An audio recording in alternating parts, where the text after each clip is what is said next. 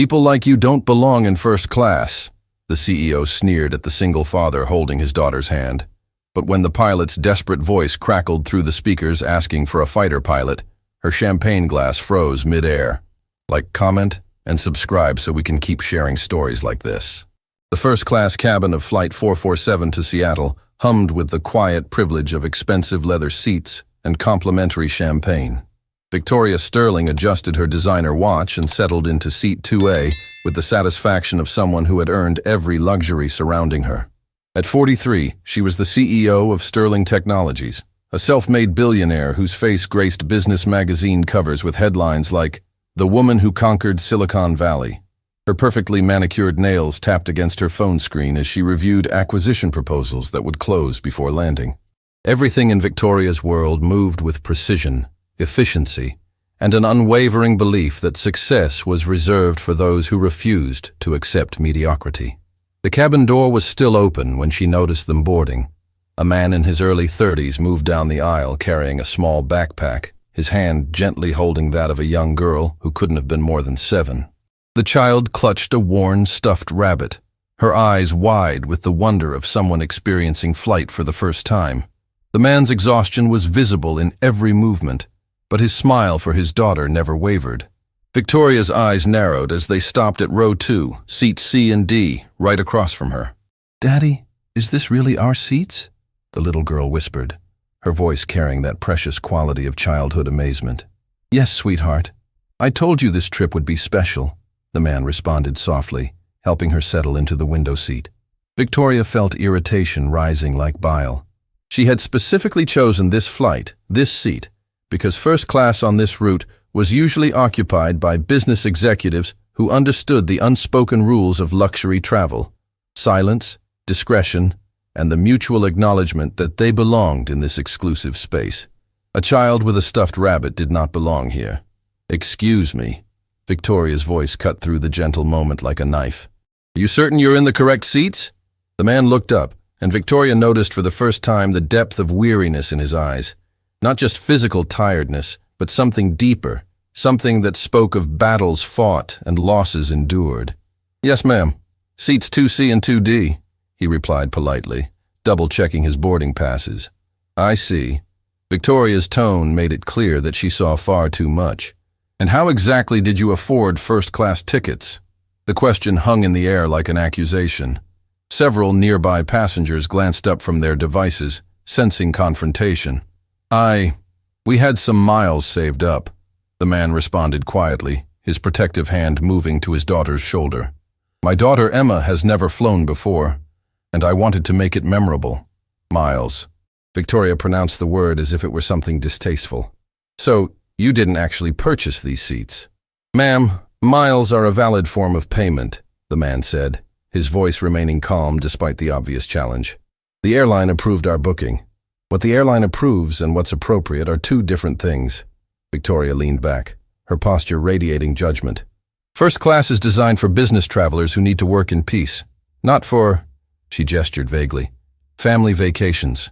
Emma's small hand tightened around her father's, and he could feel her shrinking into herself. The wonder that had lit up her face moments ago was dimming, replaced by confusion and the first stirrings of shame that children feel when they sense they're unwelcome. "We'll be very quiet," the man said, and Victoria heard something in his voice that she couldn't quite identify. It wasn't anger or defensiveness. It was something sadder, something that sounded like acceptance of a judgment he'd heard too many times before. "That's not the point," Victoria continued, ignoring the uncomfortable glances from other passengers. "The point is that first class represents a certain standard. People work their entire lives to earn the privilege of sitting here. They don't just use accumulated miles to play pretend." "Daddy, what does she mean?" Emma whispered, her voice small and uncertain. "Nothing, sweetheart. Just settle in and look out the window. See if you can spot the luggage carts?" He redirected her attention with practiced ease, but Victoria could see the tension in his jaw, the way his hands trembled slightly as he helped his daughter fasten her seatbelt.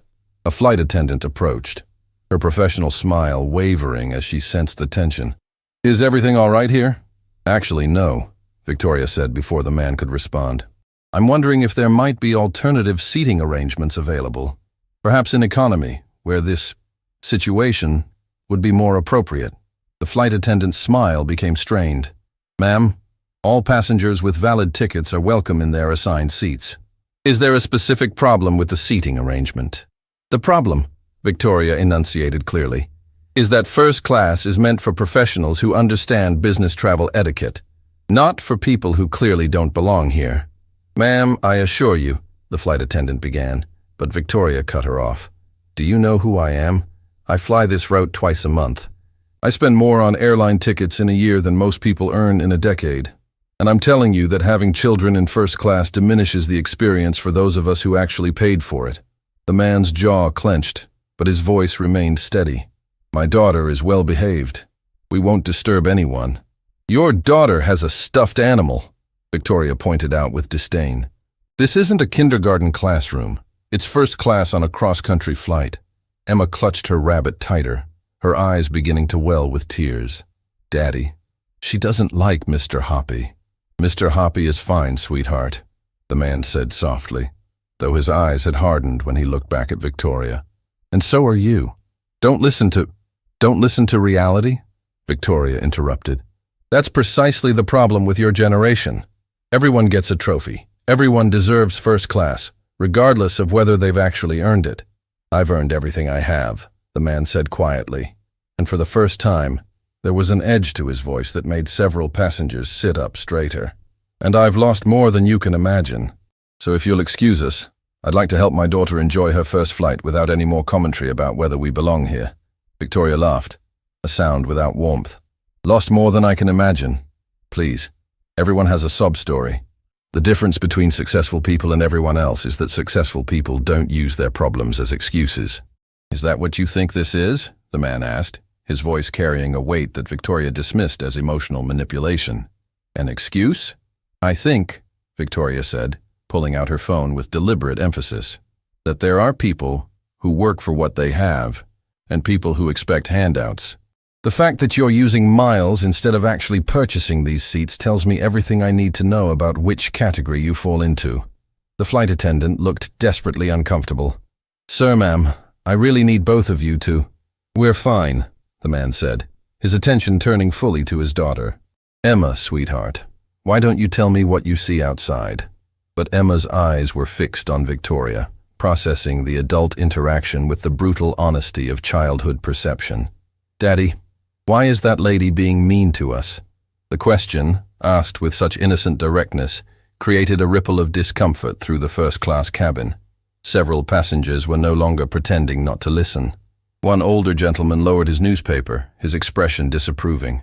She's not being mean, baby, the man said, though the lie was obvious to everyone listening. She just has different ideas about things. Actually, Victoria said, her voice dripping with condescension, I'm being honest, something your father clearly hasn't taught you the value of. Honesty means acknowledging that not everyone belongs everywhere. Some people need to accept their station in life. My station? The man repeated, and something flickered across his face that Victoria couldn't quite read. It might have been anger, or it might have been something more complex, something that carried the weight of experiences she had never known. Yes, your station, Victoria confirmed. Look, I'm not trying to be cruel. I'm being realistic. You clearly struggle financially if you had to save up miles for these seats. Your daughter is carrying a toy that's been mended multiple times. You're wearing... She gestured vaguely at him. Well, clothing that's seen better days. These are all indicators that first class isn't your natural environment. And your natural environment is? The man asked, his voice dangerously quiet. Success, Victoria responded immediately. Leadership, excellence. I built $1 billion company from nothing. I earned my place here through intelligence, hard work, and refusing to accept limitations. That's the difference between us.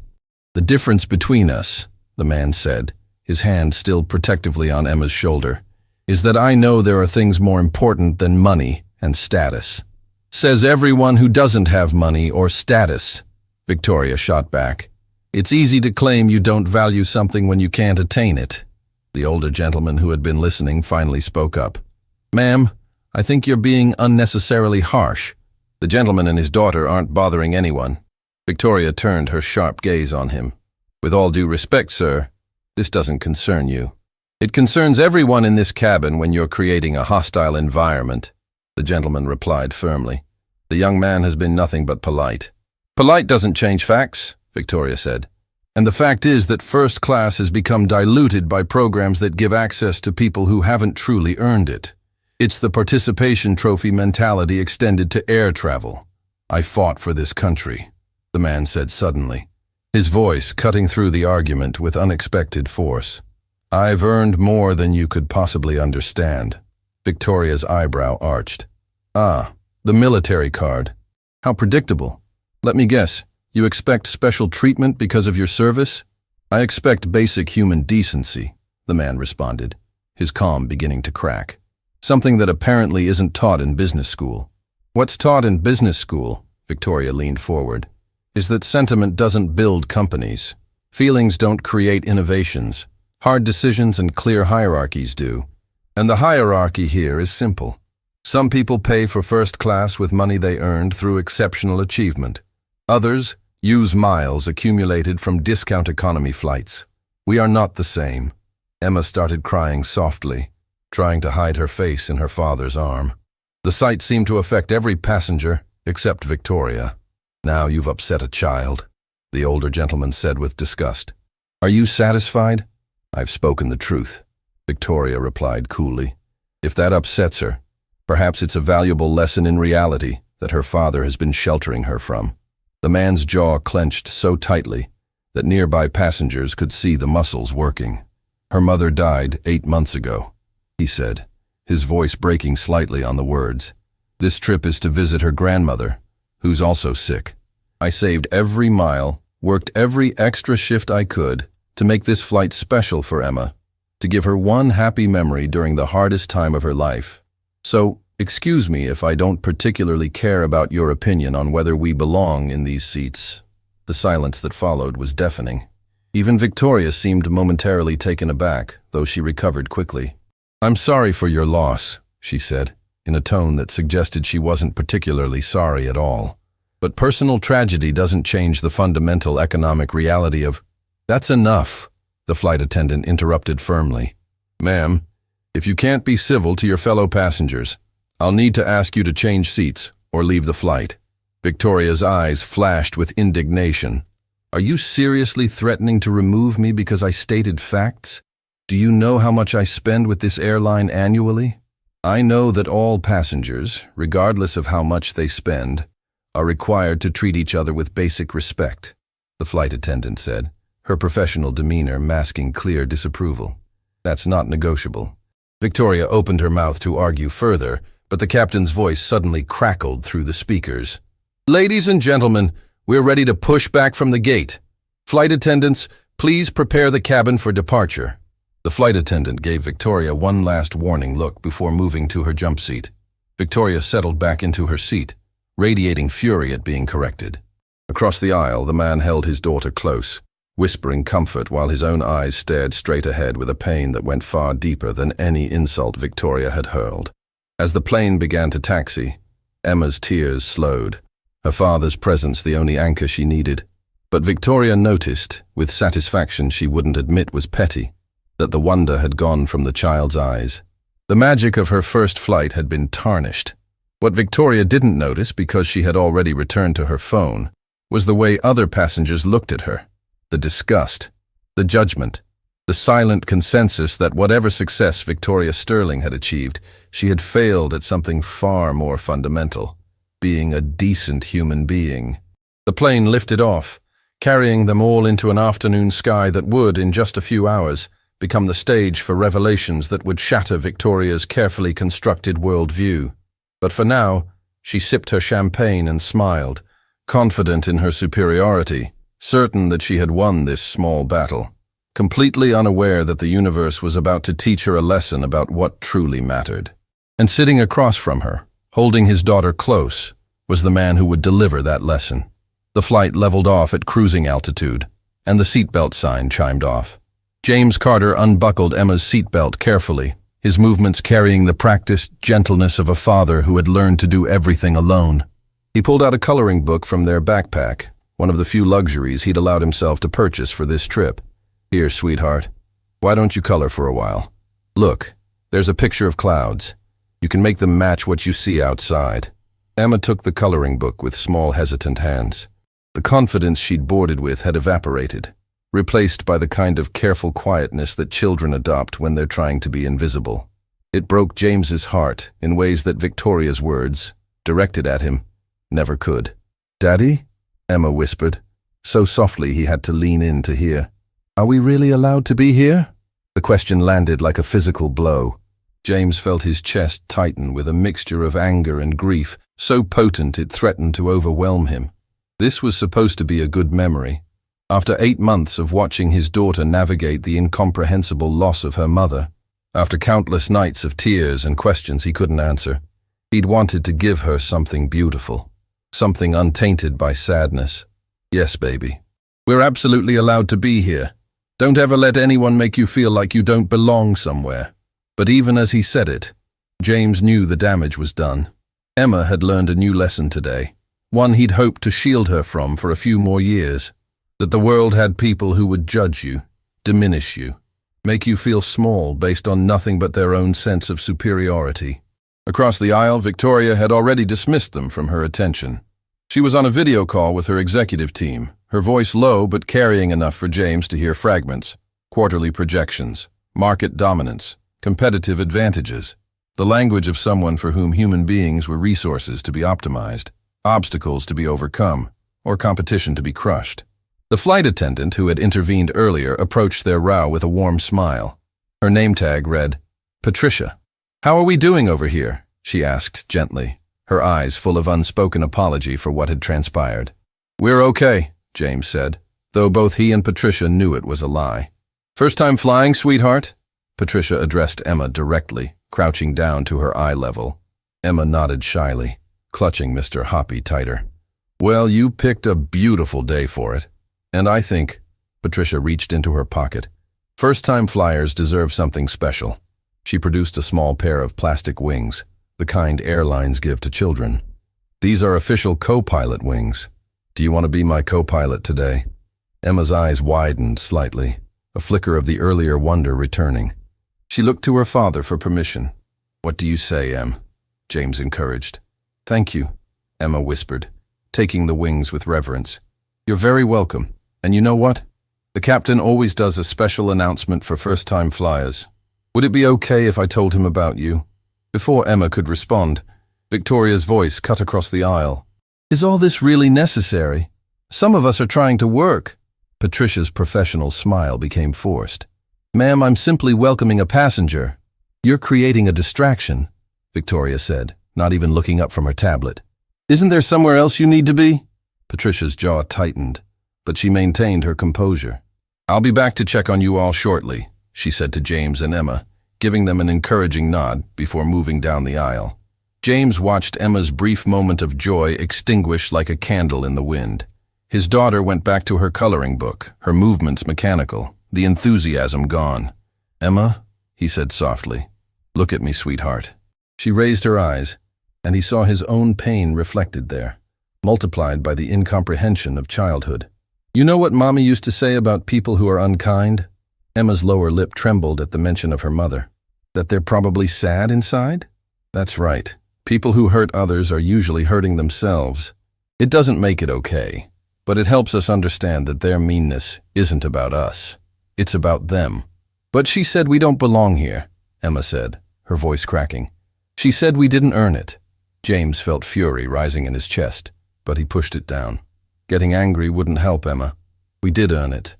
I work very hard, every single day to take care of you. And you know what else?" "What?" "Your mommy would be so proud of how brave you're being. Flying for the first time, visiting grandma even though it's hard, being polite even when someone isn't polite to you. That takes more courage than anything that lady will ever do in her fancy office." Emma considered this, her child's mind trying to reconcile the competing narratives. "Do you think Mommy can see us? Up here in the sky?" The question hit James like a sledgehammer. He blinked rapidly, fighting back tears he couldn't let his daughter see. "I think she can see us everywhere, baby. But especially here, up in the clouds, where she always said the angels live." "Then she knows about the mean lady too," Emma said with a child's simple logic. "Yes, sweetheart. She knows. Victoria, despite her apparent focus on work, had heard every word of this exchange. Something uncomfortable stirred in her chest, an emotion she couldn't quite identify. It wasn't guilt. Victoria Sterling didn't do guilt. It was more like irritation that this stranger and his daughter were affecting her concentration. She glanced over, intending to request they keep their voices down, when she caught sight of something that made her pause. James had pulled out a photograph from his wallet, showing it to Emma. Even from across the aisle, Victoria could see it was a picture of a woman, presumably the deceased mother, with Emma as a baby. "See? Mommy's right there, always with us," James was saying, his finger pointing to the woman in the photo. "She loved you so much, Emma, more than anything in the whole world." Emma traced the image with her finger, and Victoria saw tears sliding down the child's cheeks. "I miss her, Daddy." "I know, baby. I miss her too. Every single day." The raw grief in James's voice was undeniable. Victoria found herself staring at her tablet screen without actually seeing it, the words and numbers blurring as her mind processed what she was witnessing. This wasn't manipulation or playing for sympathy. This was genuine, devastating loss. A father trying to hold himself together for his daughter, while his own world had fallen apart. Victoria thought of her own life, her penthouse apartment overlooking the city, empty except for expensive furniture. Her calendar full of meetings but devoid of meaningful connections. Her phone filled with contacts but no one she'd call in a crisis. She'd sacrificed relationships, family, personal connections on the altar of success, telling herself it was worth it. That achievement was its own reward. Looking at James holding his daughter, showing her a picture of the woman they'd both lost, Victoria felt something crack in the carefully constructed wall around her emotions. But she pushed it down. Sentiment was weakness. Emotion was inefficiency. She'd built an empire by making hard decisions, by not letting feelings cloud her judgment. This was no different, except it felt different. "Excuse me," a male voice interrupted her thoughts. The older gentleman who had spoken up earlier was standing in the aisle. "Young man, I couldn't help but overhear. I'm Robert Henderson. I'm a retired Marine colonel, and I want you to know that what you're doing, raising your daughter alone, staying strong for her, that takes a kind of courage that most people never have to find." James looked up, clearly taken aback by the interruption. "Thank you, sir. That means a lot. I lost my wife, too," Robert continued, his voice heavy with understanding. 23 years ago. Cancer. I had 3 kids to raise alone. I know that particular hell you're walking through. "How did you—" James started, then stopped. "How did you get through it?" "One day at a time," Robert said simply. "Some days, 1 hour at a time. And I held on to them," he gestured to Emma, "because they were the best part of her that remained. You're doing everything right, son. Don't let anyone tell you different." Victoria felt all eyes in the first-class cabin shift toward her. The implication was clear. She was the anyone Robert was referring to. The judgment was palpable. "I wasn't suggesting he's a bad father," Victoria found herself saying, her voice defensive. "I simply stated that first class has certain expectations." "With all due respect, ma'am," Robert interrupted, his military bearing making his words carry weight. "The only expectation that matters on this flight is basic human decency. Something you seem to have checked with your luggage." Several passengers made sounds of agreement. Victoria felt heat rising to her face. Not embarrassment, she told herself, but anger at being publicly called out. "I don't need to justify myself to you," Victoria said coldly. "I have every right to express my opinion about the degradation of first-class standards." "You have the right to be wrong," Robert replied calmly, "but that doesn't make you any less wrong. This young man and his daughter have as much right to be here as you do. More, actually, because they understand something you clearly don't. That how you treat people, especially those who can't fight back, defines who you are far more than how much money you have." Victoria opened her mouth to respond, but before she could, the plane suddenly shuddered. It wasn't the normal turbulence that passengers experience regularly. This was different. A violent shake that sent laptops sliding and caused gasps throughout the cabin. The seatbelt sign chimed on urgently. "Ladies and gentlemen, this is your captain speaking." The voice that came through the speakers was calm, but carried an undertone of tension that made everyone sit up straighter. "We're experiencing some technical difficulties. Please return to your seats and fasten your seatbelts immediately. Flight attendants, take your seats now. Patricia, who had been in the galley, rushed to her jump seat, her professional calm showing cracks of concern. The plane shuddered again, more violently this time. Emma let out a small cry of fear. "It's okay, baby," James said, pulling her close and double-checking her seatbelt. "Just some bumps. The pilots know what they're doing." But Victoria could see the tension in his jaw, the way his hand gripped the armrest. He was scared, even if he was hiding it for his daughter's sake. Another violent shake, and this time the plane seemed to drop altitude suddenly, creating that stomach-lurching sensation of freefall.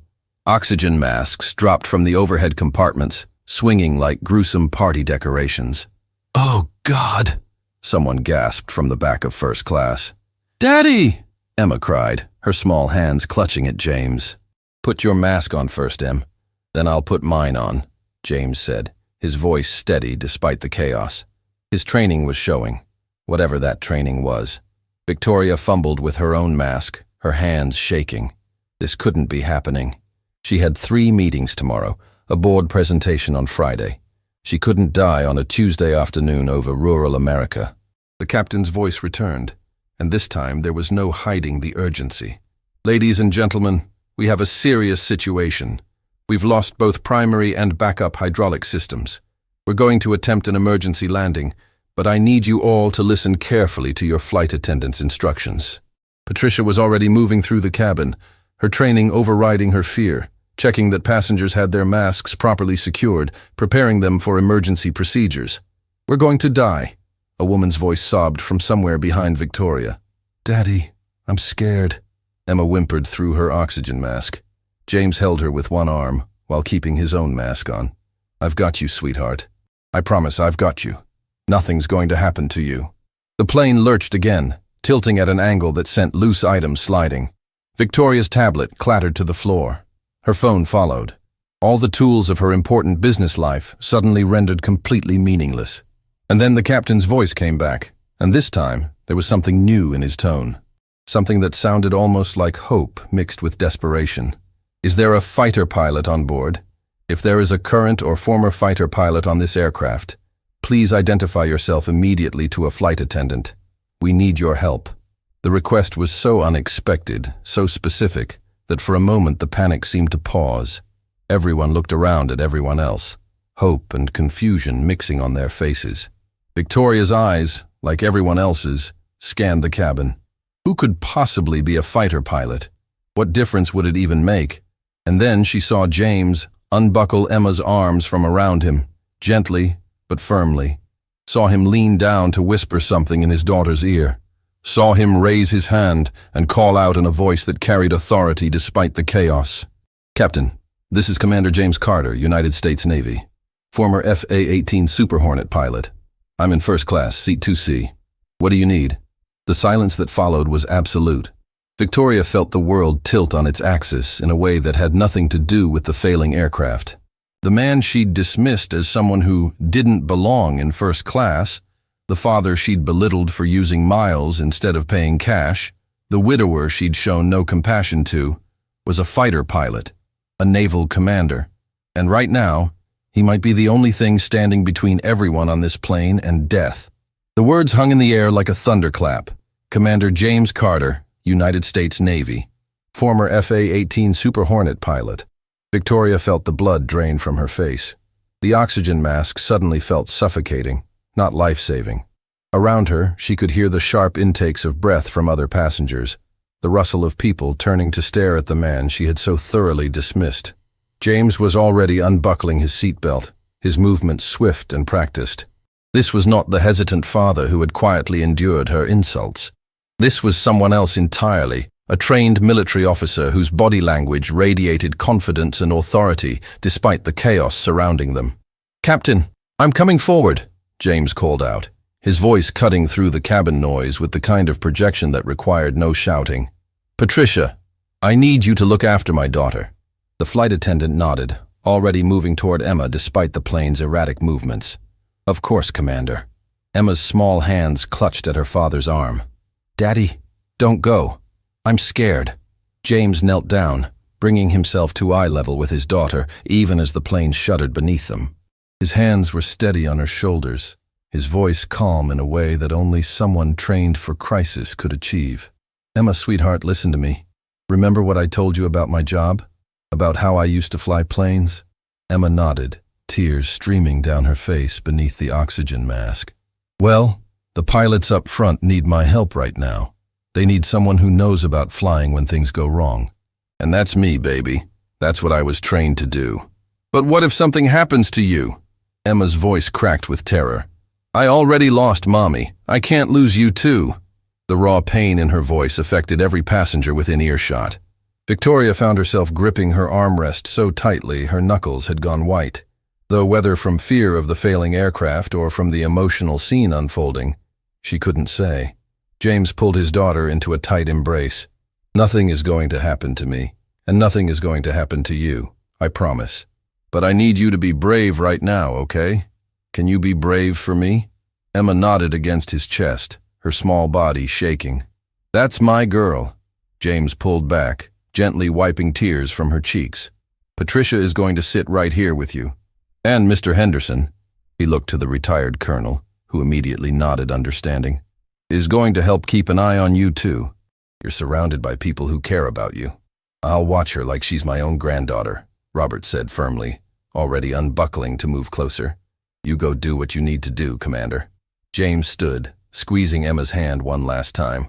"I love you, baby. More than anything in the world. I love you too, Daddy." As James moved toward the cockpit, Patricia sliding into the seat next to Emma, Victoria found herself staring at him with an expression she couldn't control. It was a mixture of shock, dawning horror at her own behavior, and something that might have been awe. This was the man she'd told didn't belong in first class. The man she'd accused of using handouts and playing pretend. The man whose daughter she'd reduced to tears with her cruel commentary about their worthiness.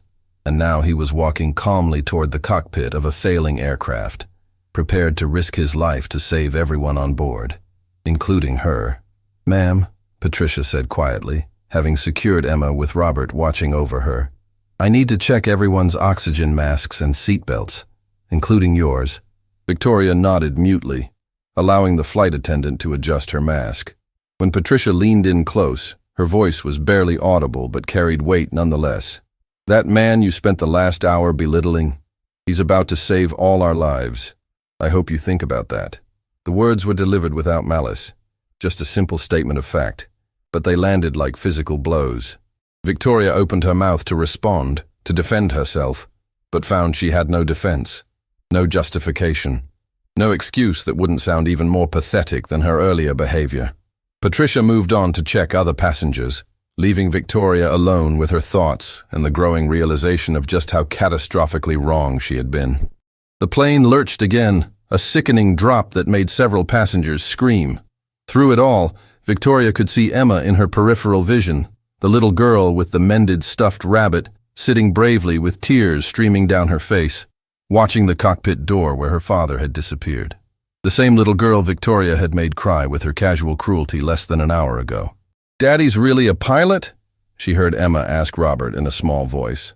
"One of the best, sweetheart," Robert replied warmly. "Fighter pilots are the most skilled aviators in the world.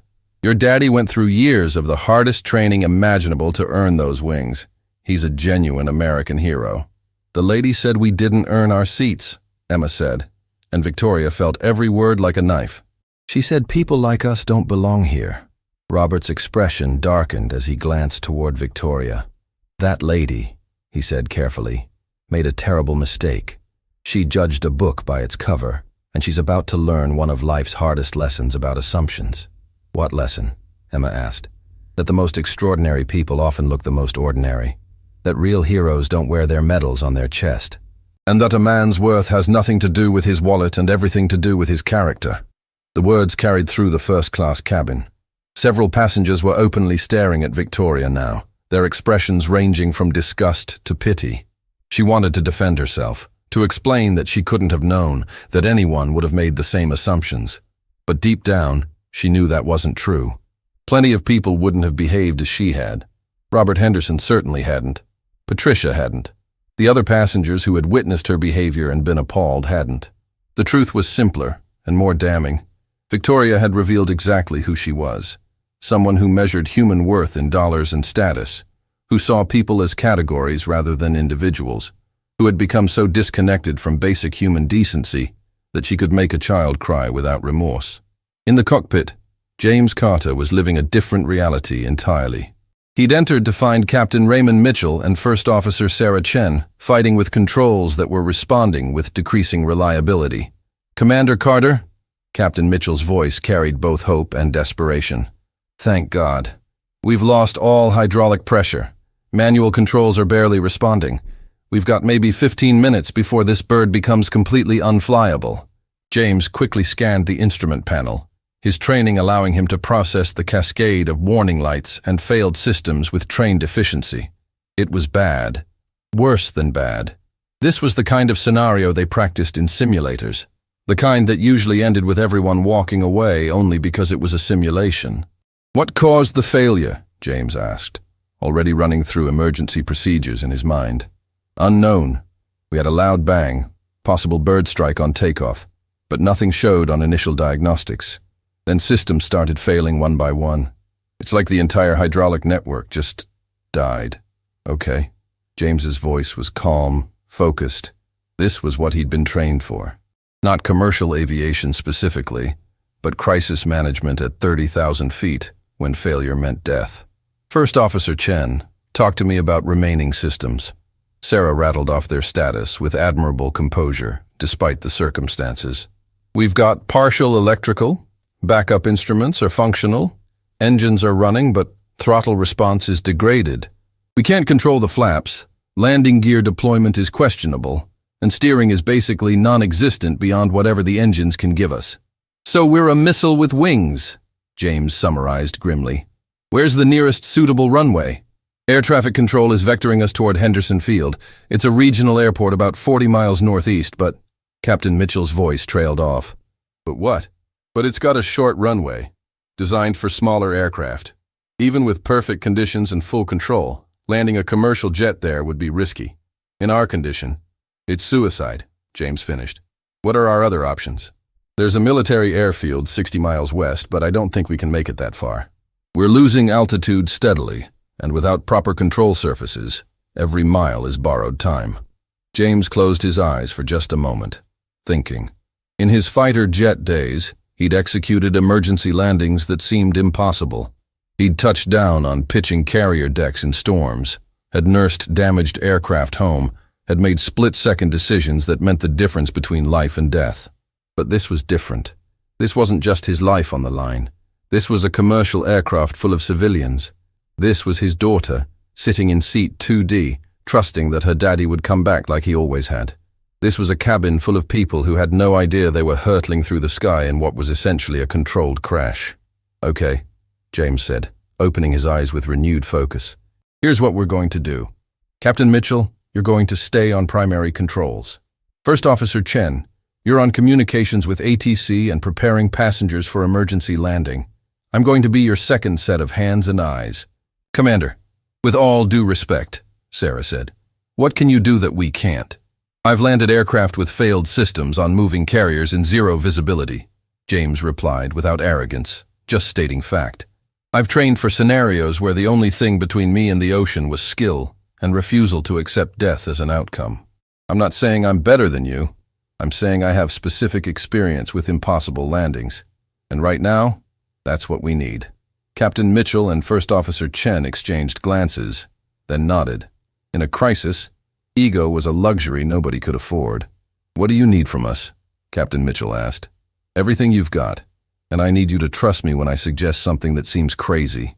Fighter pilots and commercial pilots are trained differently. Sometimes what seems insane to you will be instinct to me. Can you do that?" "At this point, Commander, I'll try anything," Captain Mitchell said. "You're the Hail Mary we didn't expect to have." Back in the cabin, the atmosphere had shifted from panic to a kind of frozen anticipation.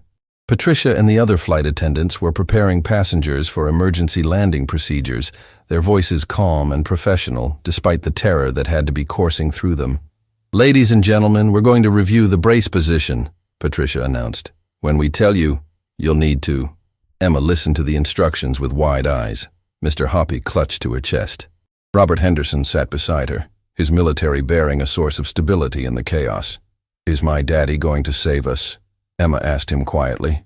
Robert looked at the brave little girl who had already lost so much and made a decision to give her truth instead of empty comfort. "Your daddy is going to do everything humanly possible. He's up there right now using every bit of his training and skill. And sweetheart, there's nobody I'd rather have fighting for us than a Navy fighter pilot." "Even though he used miles instead of paying?" Emma asked, and the innocence of the question, the fact that she'd internalized Victoria's cruel words, made Robert's jaw clench with anger. "Especially then," Robert said firmly, "because it means he's a man who doesn't let money define his worth. Who knows what really matters? And right now, what matters is getting everyone on this plane safely on the ground. Your daddy knows that. He's living that." Across the aisle, Victoria heard every word. She'd removed her oxygen mask now that they'd descended to a safer altitude, but she almost wished she could put it back on, use it as a shield to hide behind. She thought about her assistant, whom she'd fired last month for making a small scheduling error. The junior executive she'd publicly humiliated in a meeting for suggesting a more compassionate approach to layoffs. The countless employees she'd viewed as resources to be optimized rather than people with lives and families and dreams. She thought about her own family. A sister she hadn't spoken to in 5 years over some petty argument she couldn't even remember now. Parents she called once a year out of obligation. A ex-husband who'd left her because, as he'd said in their last fight, "You're brilliant at business and terrible at being human." She dismissed his words as the bitterness of a man who couldn't handle her success. But sitting here, possibly minutes from death, watching a man she'd cruelly judged risk everything to save strangers, Victoria wondered if maybe her ex-husband had been right. Maybe she'd spent so long climbing to the top that she'd forgotten what it felt like to be human. The plane shuddered again, a grinding sound coming from somewhere beneath them that made several passengers gasp. Through the window, Victoria could see they were much lower now, the details of the ground becoming clearer. Trees, roads, buildings, all rushing by at speeds that seemed impossible to survive. "Daddy!" Emma's voice cut through the cabin, a child's cry of fear that pierced every heart. "He's okay, sweetheart," Patricia assured her, though her own hands were shaking. "He's working with the pilots right now. He's doing exactly what he was trained to do." Victoria found herself praying for the first time in decades, not to the God of her childhood, whom she'd dismissed as irrelevant to her life of self-made success, but to something undefined, to fate, to chance, to whatever force in the universe might be listening. "Please," she thought desperately, "please let him save us. Let him save his daughter. Let him prove me wrong in the most fundamental way possible." The intercom crackled to life, and Captain Mitchell's voice filled the cabin, noticeably calmer than his last announcement. "Ladies and gentlemen, this is Captain Mitchell.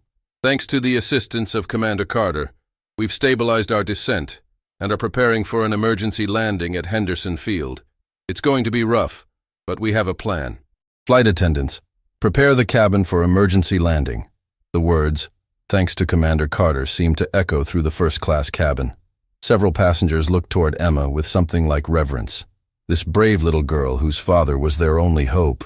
And they looked at Victoria with something else, entirely, something that made her want to disappear into her leather seat. "Brace positions, everyone," Patricia called out, demonstrating the posture again. "Remember, when we tell you, heads down, hands clasped behind your neck. Stay in position until we come to a complete stop." Emma assumed the position with Robert's help. Mr. Hoppy still clutched in her small hands. "Please keep Daddy safe," she whispered to the stuffed animal. "Please, please keep him safe." Victoria bent forward into her own brace position, her designer watch digging into her wrist, her expensive business suit suddenly feeling like a costume. All the trappings of her success, all the symbols of her superiority, meant absolutely nothing as the ground rushed up to meet them. In the cockpit, James was living every second of his training. His hands worked in concert with Captain Mitchell's, his voice calm as he called out readings, his mind processing multiple streams of information simultaneously. 100 feet, he called. Descending. Angle good. Speed high, but manageable. Landing gear? Captain Mitchell asked, knowing the answer but needing to hear it. We get one shot. Deploy on my mark. 3, 2, 1, deploy.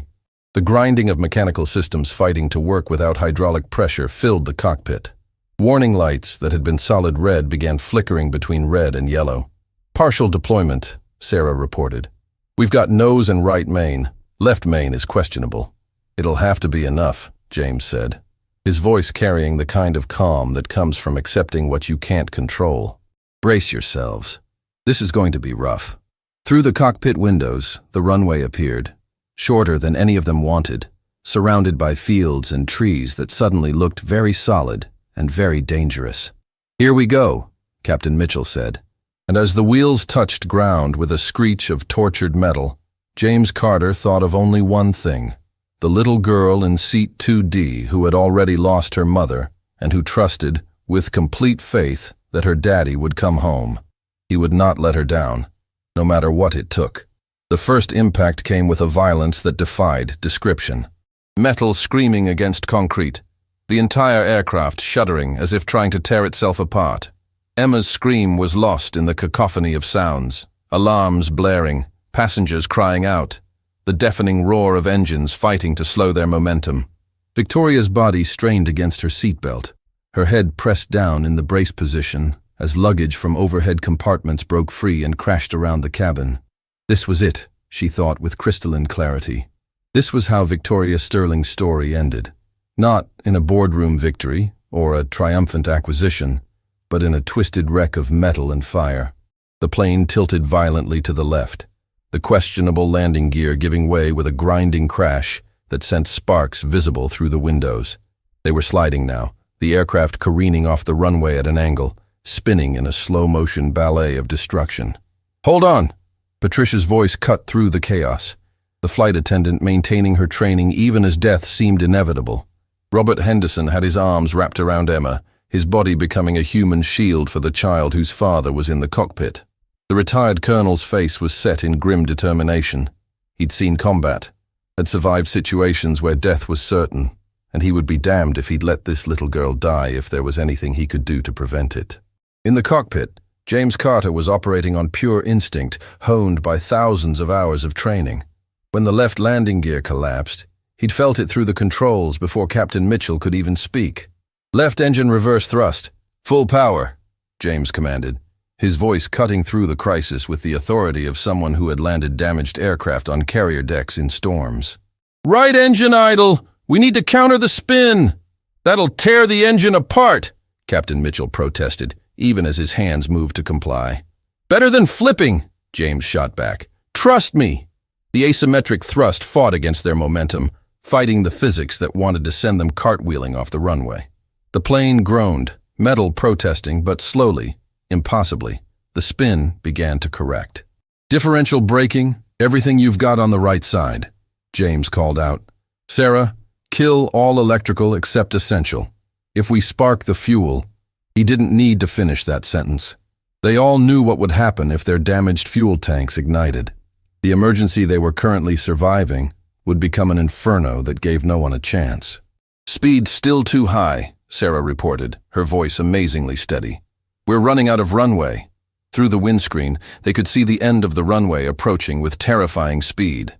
Beyond it, a chain-link fence, then trees, then a ravine that no aircraft could survive. Blow the emergency slides, James ordered. Full cabin depressurization. Every bit of drag we can get. That's insane, Captain Mitchell started. Do it, James commanded with the voice of someone who'd commanded pilots in combat situations.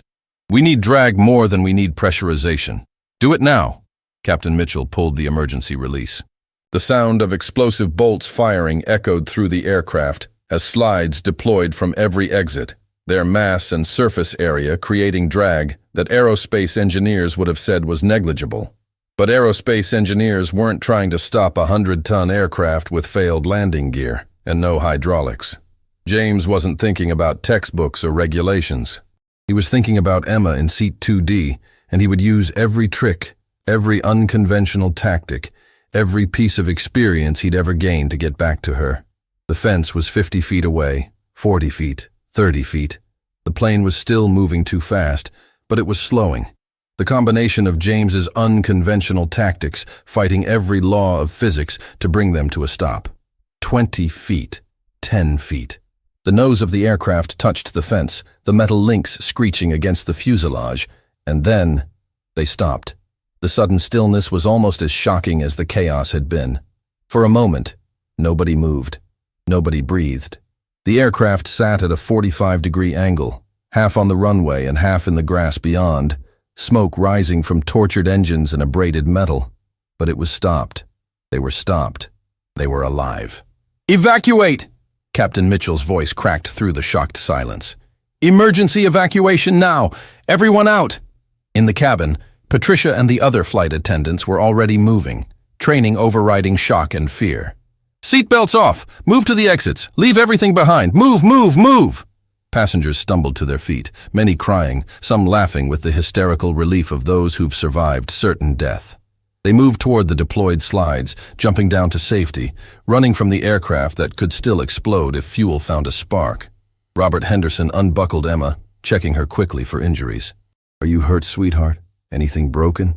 Emma shook her head, tears streaming down her face. "Where's my daddy? Where is he?" "He's in the cockpit, but he'll be out soon. Come on, we need to get you to safety first." "No." Emma's voice was pure panic. "I can't leave without Daddy. I won't." "Emma, your daddy would want you safe." "I already left without Mommy and she never came back."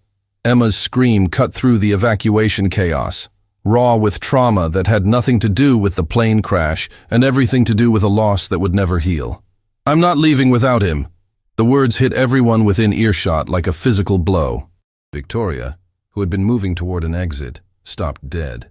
That child, that sweet little girl who had done nothing but exist in a space Victoria felt territorial about, had already experienced the worst loss imaginable, and now she was terrified she'd lose the only parent she had left. "He's coming, baby," Robert said, his gruff voice breaking. "Your daddy's going to be right behind us." But Emma had wrapped her arms around a seat and was refusing to move, her small body rigid with terror and determination. "Not without Daddy." Victoria found herself moving back toward Emma without conscious decision. Some part of her that still remembered being human, that remembered what it felt like to care about something beyond quarterly profits, pushed her forward. "Emma," Victoria said, kneeling down despite the evacuation chaos around them. "Emma, look at me." The little girl's eyes turned to her, the woman who had been so cruel, who had made her cry, who had said she didn't belong. There was no recognition of Victoria's change of heart in Emma's expression, only fear and grief. "Your daddy saved all of us," Victoria said, her voice catching on emotion she hadn't allowed herself to feel in years. "Do you understand? Every single person on this plane is alive because of him, because of his skill and his courage and his refusal to give up." "Then why isn't he here?" Emma sobbed. "Because he's making sure the cockpit is secure, making sure there's no fire danger. Doing all the final checks that a pilot has to do," Victoria explained, though she had no idea if this was true. "But I promise you, Emma, I promise you with everything I have, that your daddy is coming. Men like your father don't give up. They don't quit. They fight through anything to get back to the people they love." "How do you know?" Emma asked, her voice so small, so desperately wanting to believe. "Because I saw him in that cockpit," Patricia interjected, appearing at Victoria's side. "I saw his face when he talked about you. I saw how he moved, how he commanded, how he refused to accept any outcome except bringing you home safe. That man loves you more than life itself, and he's coming." As if summoned by their words, James Carter emerged from the cockpit. His hair was disheveled, his face streaked with sweat, his hands bleeding from fighting with controls that had fought back. But he was walking. He was whole. And when his eyes found Emma across the cabin, his expression transformed into pure relief. "Daddy!" Emma broke free from Robert's gentle hold and ran, her small legs carrying her across the tilted cabin floor faster than should have been possible. James dropped to his knees and caught her, wrapping his arms around his daughter with the desperation of a man who had just fought death itself and won. "I've got you, baby. I've got you. We're okay. We're both okay." Emma was sobbing into his shoulder, her small body shaking with the release of fear and grief and relief all mixed together. "I thought I lost you too. I thought you wouldn't come back like Mommy. Never, James said fiercely, his own voice breaking. I will always come back to you. Always. Nothing could keep me from you. Nothing. Victoria watched the reunion with tears streaming down her face, not caring who saw them, not caring about the image she was supposed to maintain. This was what mattered. This moment. This love. This bond between father and daughter that had survived the worst kind of loss and had just been tested by the threat of more loss and had emerged unbreakable. Sir, Captain Mitchell appeared behind James, his face showing exhaustion and awe in equal measure. I don't know what to say. What you did up there, that was impossible. By every rule of aviation, we should be dead. We're not dead because you trusted someone with a different kind of training, James said, standing with Emma in his arms, her legs wrapped around his waist and her face buried in his neck. You did the hardest thing a captain can do. You let someone else take the lead when their expertise exceeded yours. We need to evacuate, Sarah reminded them, though she too was looking at James with something like reverence. The aircraft is stable, but we can't risk it. They moved toward the exit, as a group, James carrying Emma, the flight crew surrounding them, other passengers who had lingered to make sure everyone got out safely following behind. As they reached the emergency slide, James gently tried to set Emma down. Baby, you need to slide down first. Then I'll come right after. No! Emma's grip tightened. Together. James looked to Patricia, who nodded. It's not standard procedure, but under the circumstances, together is fine. They slid down together, Emma secure in her father's arms, landing on the grass beside the runway where emergency vehicles were already arriving, their sirens adding to the surreal atmosphere. Paramedics rushed forward, but James waved them off. Check everyone else first. We're okay. Sir, you're bleeding, a paramedic protested, pointing to his hands. I said we're okay. James's voice carried finality. He moved away from the aircraft, Emma still in his arms, finding a spot on the grass away from the chaos where he simply sat down, held his daughter, and let himself shake with the aftermath of adrenaline and fear. Victoria stood at the base of the slide, watching them. Around her, passengers were being checked by paramedics, giving statements to emergency responders, calling loved ones to say they'd survived. But she couldn't move, couldn't think beyond the image of James Carter holding his daughter under an impossibly blue sky, both of them alive because he had refused to accept any other outcome. Robert Henderson approached her, his expression unreadable. Still think he doesn't belong in first class? The question wasn't cruel, just factual. A simple inquiry about whether she'd learned anything from nearly dying. I was wrong, Victoria said, the words feeling inadequate. About everything. About him. About what matters. About who deserves respect. Wrong doesn't quite cover it, Robert said bluntly. You were cruel. You made that child cry. You judged a naval commander and war hero based on his clothes and his ticket purchase method. You embodied every ugly prejudice that keeps our society divided. Victoria flinched at each word, but didn't defend herself. What defense was there? But, Robert continued, his voice softening slightly, you also just helped calm that little girl when she was terrified. You showed her kindness when she needed it most. Maybe there's hope for you yet. He walked away to check on other passengers, leaving Victoria standing alone with her thoughts and her shame. A news helicopter circled overhead, already capturing footage of the dramatic emergency landing. Victoria knew that within hours, this would be everywhere. The story would spread. Commercial flight makes impossible emergency landing, saved by fighter pilot passenger. James Carter was about to become a hero on a national scale, and Victoria Sterling was about to become the villain who had belittled him. She could already imagine the social media posts, the think pieces, the public dissection of her behavior. Everything she'd worked to build, her reputation, her image as a successful CEO, was about to be destroyed by her own cruelty, captured on an aircraft where multiple passengers had recorded her treatment of James and Emma. But looking at the father and daughter sitting on the grass, at the other passengers helping each other despite their own trauma, at the flight crew who had trusted a stranger to save them all, Victoria realized something fundamental. She deserved whatever was coming. She had earned the judgment that would follow. And maybe, just maybe, if she survived the public reckoning, she might have a chance to become someone different, someone better, someone worthy of the second chance she'd been given when James Carter had saved her life despite every cruel word she'd spoken. An EMT approached James again, more insistent this time. "Sir, please, your hands need attention, and your daughter should be checked for injuries." James finally nodded, allowing himself and Emma to be guided toward an ambulance. As he walked past Victoria, their eyes met. In his gaze, she saw no triumph, no satisfaction at her obvious distress, just exhaustion and the lingering fear of a father who had nearly lost everything. "Commander Carter," Victoria said, the words escaping before she could stop them. "Not now," James interrupted quietly. "I just need to focus on my daughter right now." He kept walking, leaving Victoria standing alone as emergency vehicles surrounded them, as survivors were loaded into ambulances, as the impossible landing site became a hive of activity. She had so much she needed to say, so many apologies to make, so much to try to fix. But Robert Henderson was right. Words, even heartfelt apologies, didn't erase cruelty, didn't undo the tears Emma had cried, didn't take back the humiliation she'd inflicted. If Victoria Sterling wanted redemption, it wouldn't come from words. It would have to come from actions that proved she'd learned what this day had taught her about what truly mattered in life. And watching James Carter hold his daughter as paramedics checked them over, seeing the love and relief and determination in every line of his body, Victoria made herself a promise. She would find a way to make this right, whatever it took, however long it required.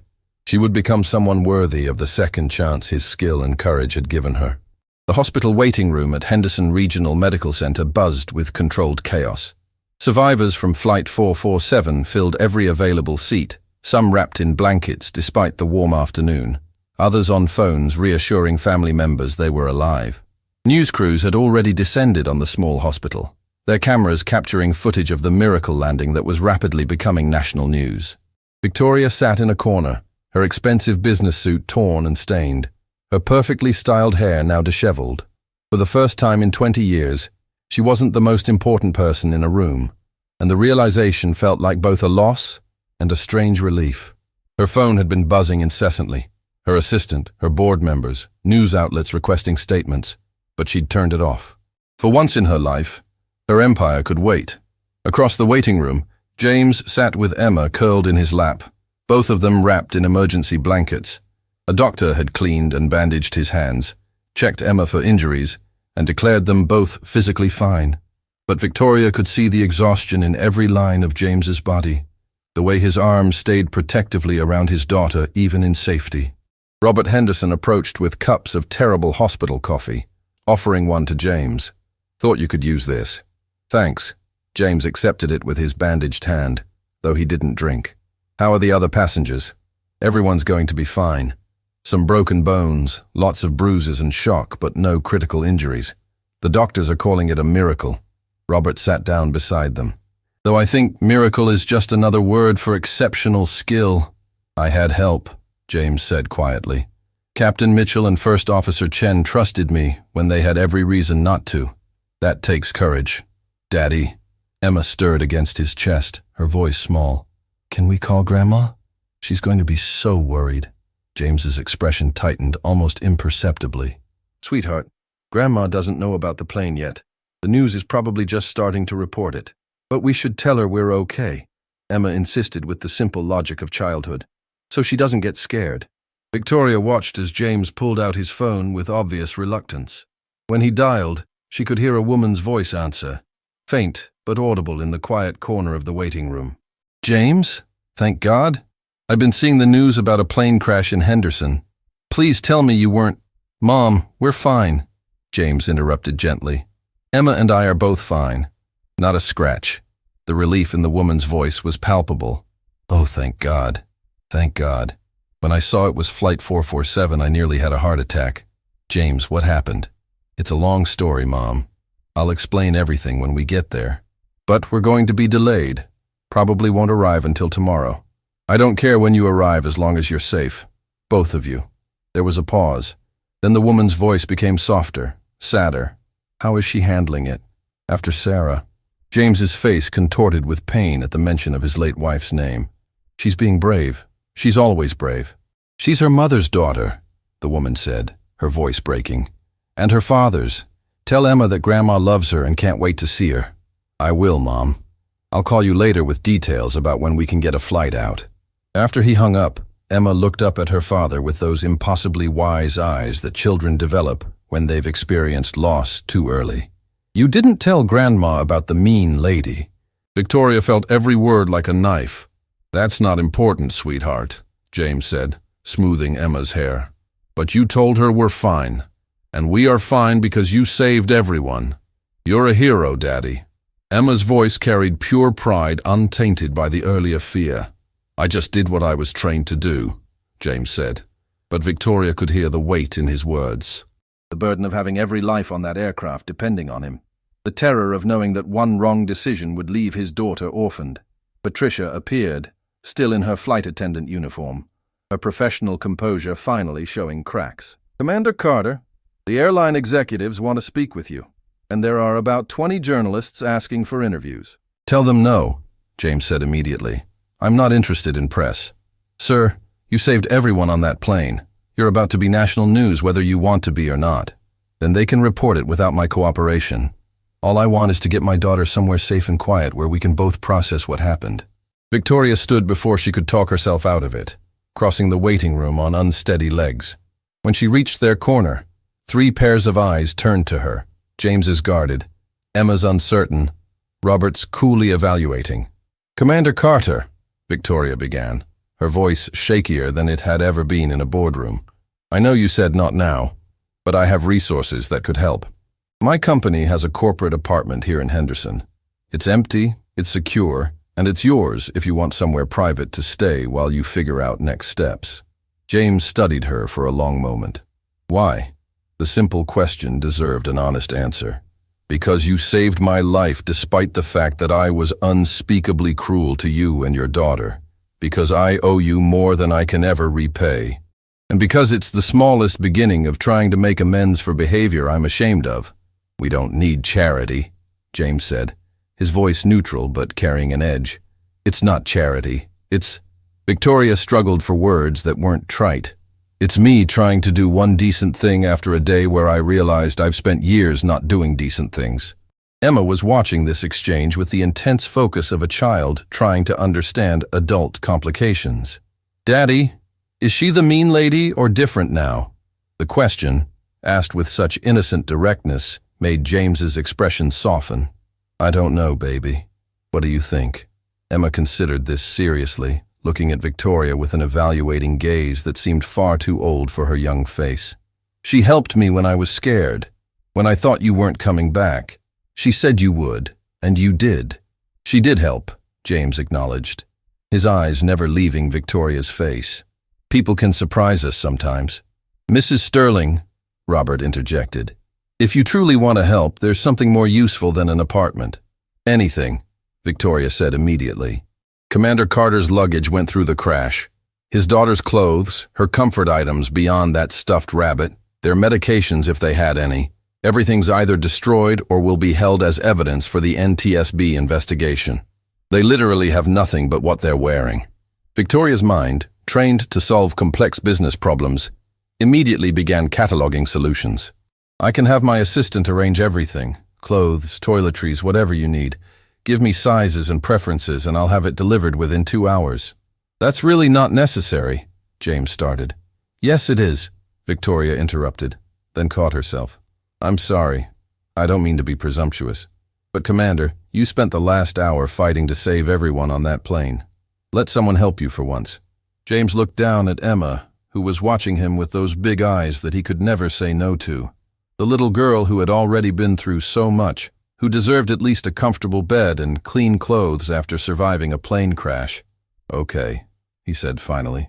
Thank you. The simple acceptance felt like absolution. Victoria knew she hadn't earned. I'll make the arrangements. And Commander, when you're ready, when this all calms down, I'd like the chance to apologize properly. To both of you. Apologies are just words, Emma said suddenly, and the adult wisdom in her child's voice made everyone pause. Mommy used to say that. She said people who really mean sorry show it by being better, not by just saying it. Victoria felt tears threatening again. Your mother was absolutely right. And I promise, Emma, I'm going to try to be better. As Victoria walked away to make phone calls, to arrange accommodations and supplies, she heard Emma ask her father, "Do you think she will be better?" And James's response, "I think she's going to try." And sometimes trying is where being better begins.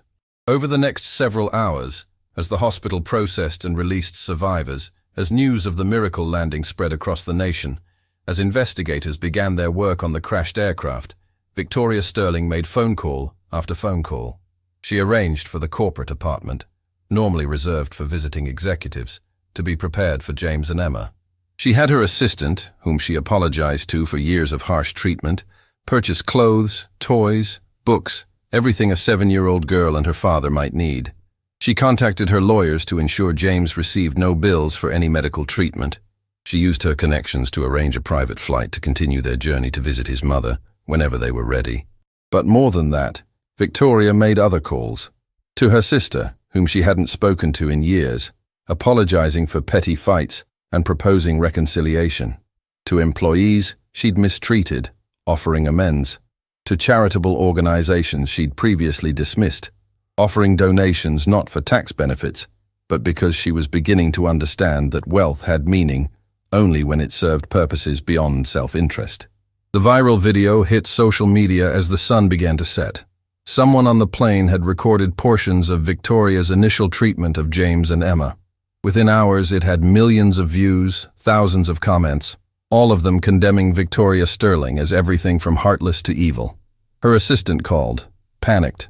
"Miss Sterling, the video is everywhere. The board is calling for an emergency meeting. Your approval ratings are cratering. We need to do damage control immediately." "No," Victoria said simply. "What?"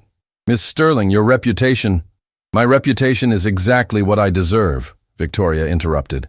"I was cruel to a man who turned out to be a hero, and to his daughter, who had already suffered more loss than any child should. I'm not going to try to spin that or manage it. I'm going to own it. But the company will survive or it won't. But I'm not going to prioritize image management over actually changing who I am. If I lose everything because of how I behaved, that's the consequence I've earned." She hung up before her assistant could protest further. Through the hospital window, she could see news vans multiplying outside, reporters clearly hoping for interviews with the hero pilot. But security was keeping them back, giving survivors the privacy they needed. Victoria saw James emerge from the hospital entrance carrying Emma, who had finally fallen asleep on his shoulder. A hospital social worker was with them, ensuring they had transportation to the apartment Victoria had arranged. Even from a distance, Victoria could see the exhaustion in James's posture, the weight of everything that had happened settling onto shoulders that had already carried too much. She wanted to go to them, to ask if they needed anything else, but stopped herself. They needed space, peace, time to process trauma without the woman who had added to their pain hovering around trying to assuage her own guilt. Instead, Victoria simply watched as they got into a car service she'd arranged, as it pulled away carrying them to safety and rest. And she made herself a promise that this was just the beginning, that the change she was committing to wouldn't be temporary, wouldn't be performative, wouldn't be just another business strategy to rebuild her brand. This was about fundamentally rewiring who she was as a person, about learning to see people as humans first, not as categories or resources or obstacles, about understanding that success meant nothing if it came at the cost of basic decency. Robert Henderson found her standing at the window, watching the taillights disappear into the evening. "Quite a day," he said simply. "The most important day of my life," Victoria replied. "And I spent the first part of it being the worst version of myself. But you're using the second part to become better. That counts for something. Does it? I still made that little girl cry. I still humiliated her father. I still revealed exactly who I've become over years of prioritizing success over humanity." Robert was quiet for a moment. "You know what I learned in the military? That the best soldiers aren't the ones who never make mistakes. They're the ones who learn from their mistakes and use them to become better. You made a terrible mistake today. What matters now is what you do with that knowledge." "I'm going to change," Victoria said firmly. "Not because the video went viral, not because my reputation is damaged, but because I looked into a little girl's eyes as she begged not to leave without her father. And I finally understood what actually matters in life." "Then maybe," Robert said, Some good can come from all of this. Maybe one day that little girl will know that even someone as lost as you were can find their way back to being human. Victoria nodded, not trusting her voice, because she knew that the hardest work still lay ahead, changing deeply ingrained patterns, rebuilding relationships, proving through actions, not words, that Victoria Sterling could be more than a cautionary tale about success without soul. But as she left the hospital that evening, as she got into her own car and drove through a city that suddenly looked different through eyes that were beginning to see clearly again, Victoria felt something she hadn't experienced in years. Hope, not for her company or her reputation or her wealth, but hope that she could become someone who, if faced with a scared little girl and her struggling father again, would see them as worthy of kindness simply because they were human beings deserving of respect. The road to redemption would be long and difficult, but Victoria Sterling was finally ready to walk it.